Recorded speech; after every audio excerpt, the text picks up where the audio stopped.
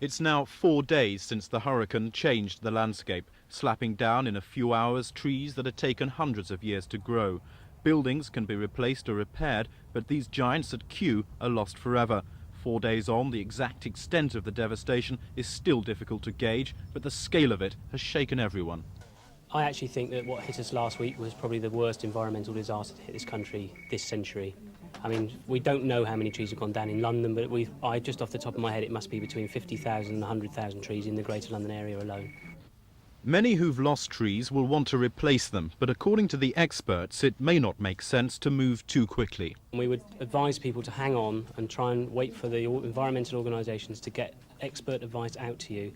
What we'd like to say is don't plant the tree twice. If you don't know how to do it properly, then wait until you get some advice, because if you put it in and you haven't done it properly, it will die. Today, Thames Help programme launched Treeline. Working with environmental groups and the public, they want to try to map the damage that's been done, not just to showpiece parks, but in ordinary streets and gardens. Well, we're asking people to phone in straight away on our normal number 388-2388 and to take part in a monitoring exercise to have a look which trees have come down, whether there's any particular tree that's vulnerable, whether there are any big gaps, whether there's any geographical things like that. And then also in the long term we want people to become actively involved in putting things right.